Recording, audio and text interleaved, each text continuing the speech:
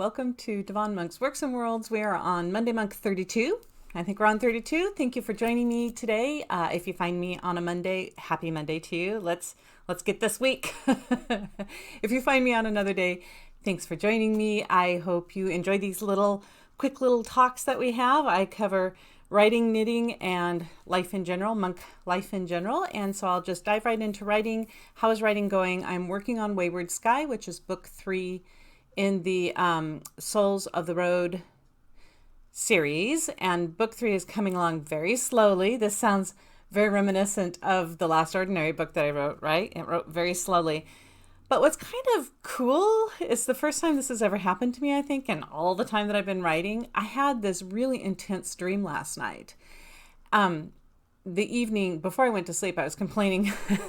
I was complaining to my husband, sorry husband, about how I was still struggling with this book and how I wanted it to kind of pull together. I was missing a couple plot points that I thought I needed, and I was just complaining. It's hard being a writer, so hard. But anyway, I had this really intense dream last night, and it wasn't anything about the book that I'm writing, but it gave me some ideas. I woke up from that intense dream, and it was kind of an urban fantasy dream. It was about people with superpowers and stuff. And I purposely stayed awake. I'm like, I don't want to go back into that dream in that world because it was dangerous. It was a very intense dream.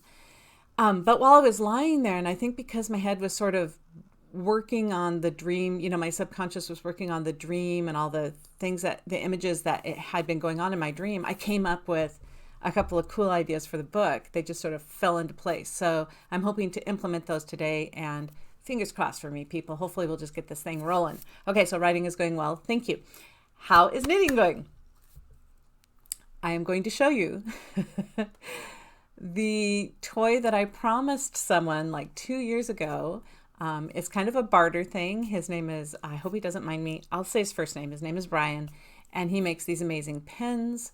He turns them on the lathe, and he has one that he wanted to give to me. Someone else, it is complicated, but anyways, he has this pen that he wanted to gift me, and I wanted to gift him something back because I know as a creative artist that there is a lot of time and effort that goes into anything that's creative. And so I try very hard to compensate. I just hit my microphone, sorry about that. I try to compensate people for their time and their effort that goes into their craft. So I said, how about if I knit something for you? If you're going to give me the pin, how about if I knit something for you? Now, for any of you out there thinking, oh, I'll just make Devon something and then she'll knit me a toy, that isn't necessarily how it works. This is a special kind of one-off deal of how this worked out. So I asked him to choose any toy he wanted me to knit. I would make it for him. And he chose, are you ready? I'll just bring it up here.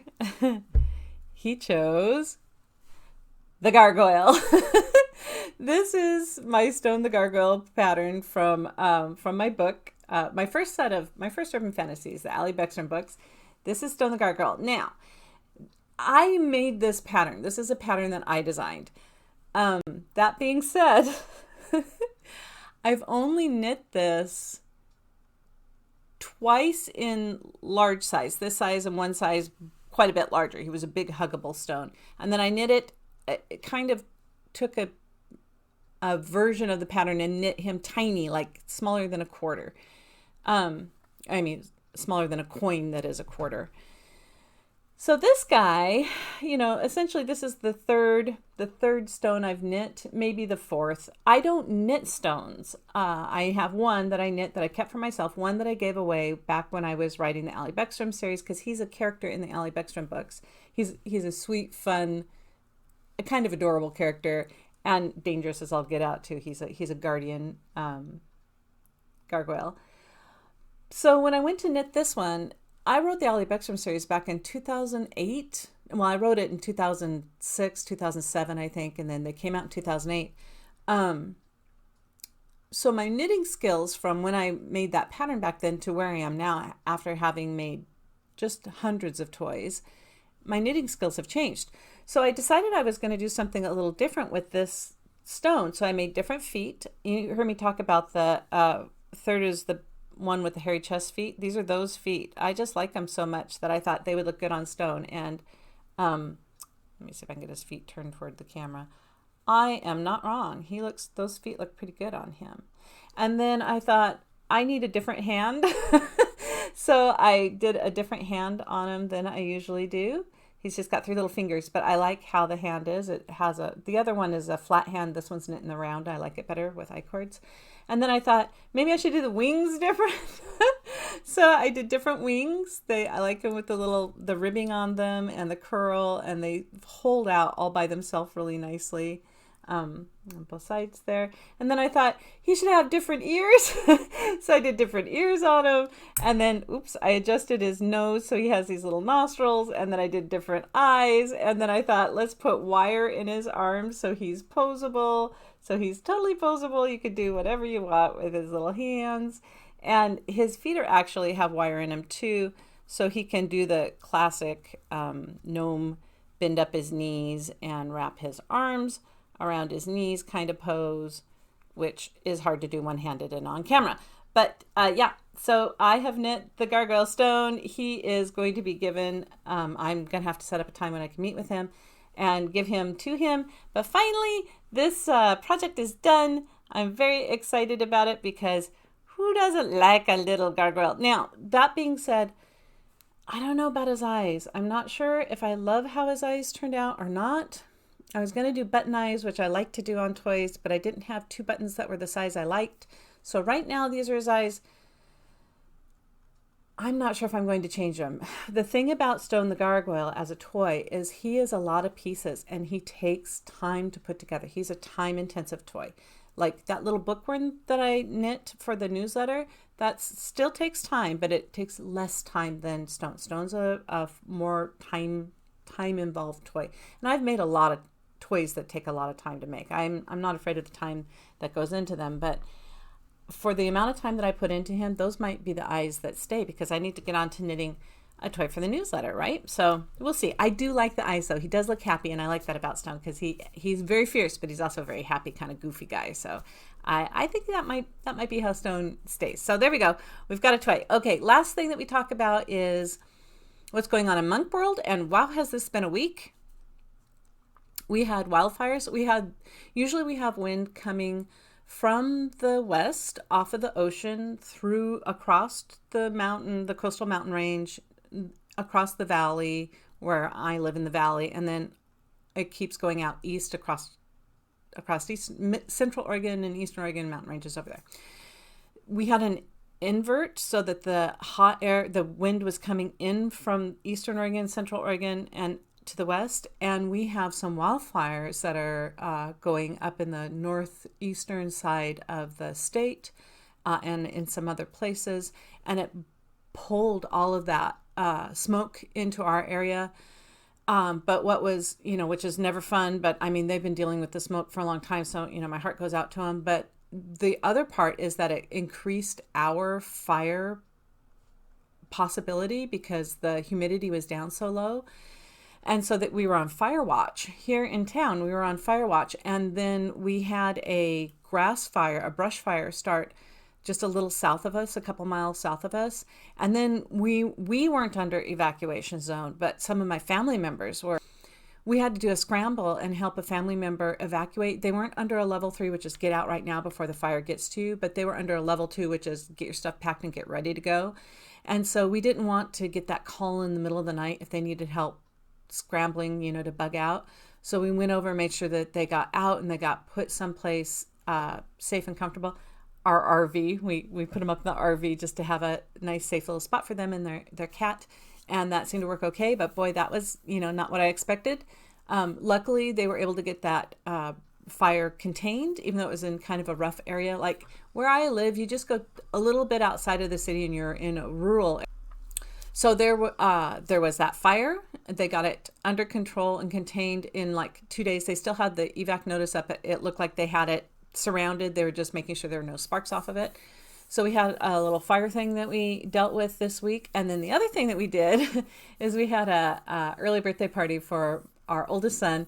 And we went to, and I'm going to totally name drop them, Ticket to Play. They are a great board game cafe here in Salem, Oregon. If you are near Salem or any of the surrounding areas, come to Ticket to Play. It is literally a mom and pop shop. It's a husband and wife who own it, and they run the board game and they run the restaurant out of it too. It's like got sandwiches and tea, interesting teas and sodas, and he makes an amazing, any of his soups are good. Always order the soups, but they do like pizzas and quesadillas and popcorn and just, things to eat while you go in there and play games. They have a huge selection of games, board games, and lots of space, and it's kid friendly. And go to Ticket to Play. I'll put a link down below. If you're in the area, go there. So we went there, and there were a couple of games that my son wanted to play because it was his birthday. We played some games. So I'm just going to tell you the games that we played because I don't know if you're a gamer, maybe a board gamer, maybe you're interested in this. So my son has all of the decks of the Dixit cards, Dixit. I'll put a link down below to all these games so you can look at them if you want. But he has all the Dixit decks. And so one of the things that he asked for was this game that you can play. Like Dixit is its own game, but there's another game that you can play using those cards because they're all beautifully drawn art cards, and you do something with each card that's an art card. It's not like a classic traditional art card. It's just a painting or something that someone has done for the Dixit games, and then you play the game with those beautiful cards. And he has decks and decks and decks of them, so lots and lots of different kinds of images. And there's a little side game that you can play with that main game that you can use those cards in. And so he got that for his birthday, and so we played that, and that's called Stella. So we played Stella, and then we played another game he got called Adrenaline, and that's basically your Space Marines. It's like a first-person shooter in board game style. You're going in and you're shooting and grabbing ammo to reload, and then you're shooting. I think we're on a space station, and like we were the robot, but there was like a giant lizard, and there was like a space commando guy, and then a woman with a giant gun. Anyways, so I don't know, there's 6 of us or whatever, and we were in there shooting to live, and that was a bang 'em up shoot. It was very fun. It was a little fiddly to get the rules at the beginning. Luckily, our other son had already pre-learned the rules. That's a little piece of advice I could give anybody who's giving a board game for a birthday gift.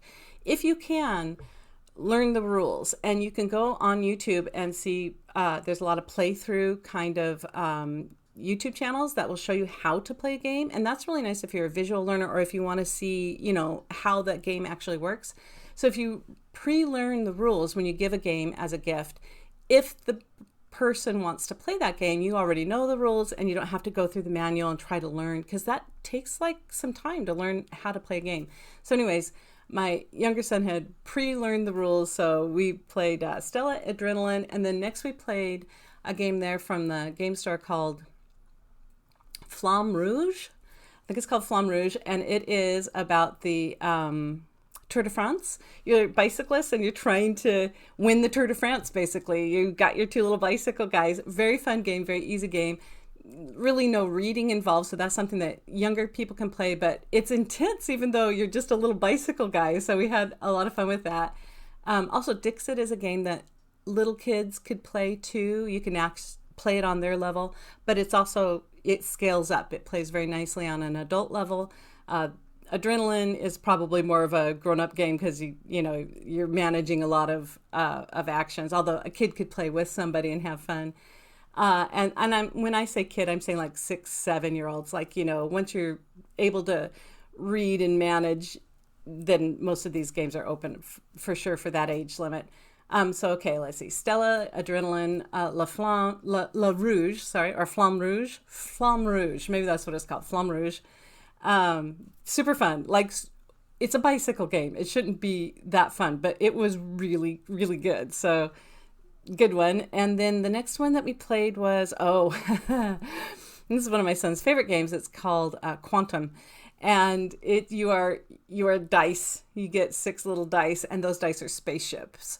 And they're just D6 dice. But depending on what number you roll is what kind of ship you have, a frigate or a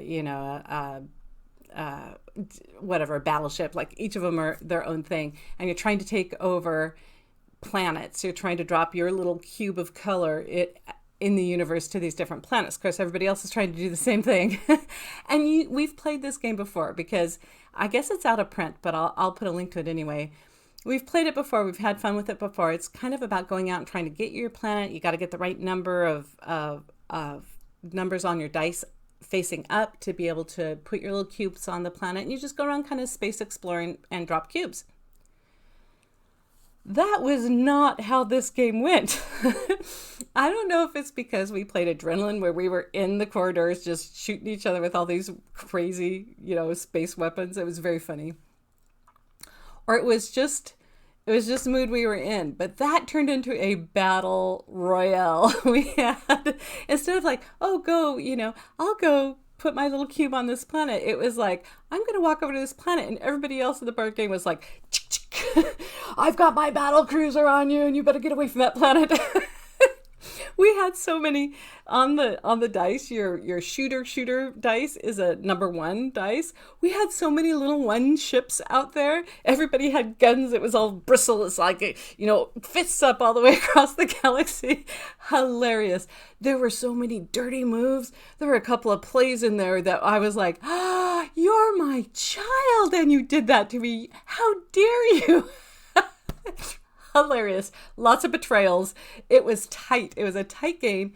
Somebody pulled ahead at the beginning of the game and then everybody focused. It was after that person. So it was really fun. It was very loud and intense. But what was also nice about it, because how we play games, is if I said, look, I'm just going to come over here to kind of set up so next time I can maybe put a cube on this planet, unless I get blown out of space. This is my plan. And I would start moving dice over there. And what's really nice is our family, everybody who was playing was like, oh, this would be a better way to get there if you want to do that in fewer moves, and that gives you an extra move. So there's good advice too. And I'd be like, oh yeah, good. I'll do it that way. And so even though we're guns a shooting, we're also oh, do you want to optimize that turn? This might be a better way to do it. And so it's not a co-op game, but we always have kind of a small level of co-op going on. Not that we weren't out a shooting, because it was a shooting game. But why I'm even bringing this one up this long is because the ending of it was pretty spectacular. Basically, we were all really close to winning. 2 people were up just had 1 cube left, and they were a move away from dropping that cube, maybe 2 moves away from dropping that cube. And my younger son, who I think he's the one who started all the shooting. I think he did. I think he was the one who went for guns first. He drew first. He's conquering the galaxy by force, not diplomacy. And so he had a chance to drop his last cube, which would mean he won the game, if he could roll a 4 on this dice. And we all look at him and we're like, it's not really the way that you win that game. You win that game through other structures, but you can win that game if you get the right number around the planet. And so if he rolled a 4, he would have the right number around the planet to drop that cube. So we're all looking at him like, what are you going to do? You're going to waste your turn, rolling that 4? Because we're all gunning at you. We're going to, you'll be shot. We're going to blow you out of the sky. So, should you maybe shoot us first so that we don't have the chance to totally take you out? Or are you going to take that risk and roll that dice and see if you get a 4? And we're all looking at him and he's like, I'm rolling the dice. We're like, okay, go. And so he rolls the dice and he rolled a 4. And we were like, wow. It was the most ridiculous end to the game, because it's not really how you're supposed to win that game. Not total chance, but pretty much total luck of the dice.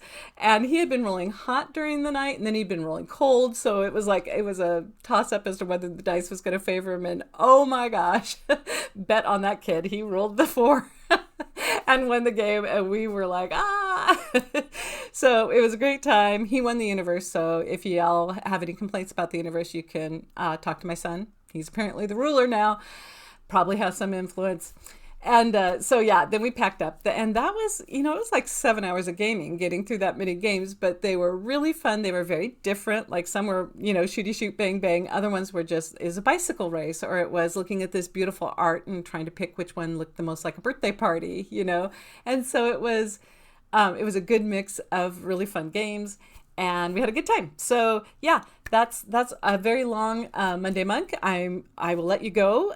Sorry, I rambled on for so long, but and it's hard to explain how fun board games can be unless you have that board game experience with friends who really get into it and have a good time and aren't kind of jerks about it. Like, part of board games is just the fun of it, right? Being there, being with the people, sharing that experience. It's a very much like a event experience, like going to a theater show or going to a concert or something like that. It is an experience that you share with friends, or even like D&D. It's like an experience you share with friends. And so, yeah, we had a great time. Highly recommend board games if you haven't tried them. Let me know your favorite board games if you've got some. We've tried several, but I'd be open to try more.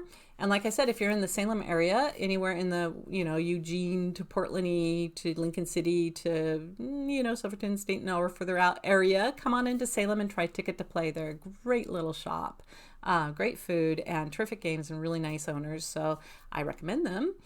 And now I will go ahead and close this off for the day. I hope you have a great week.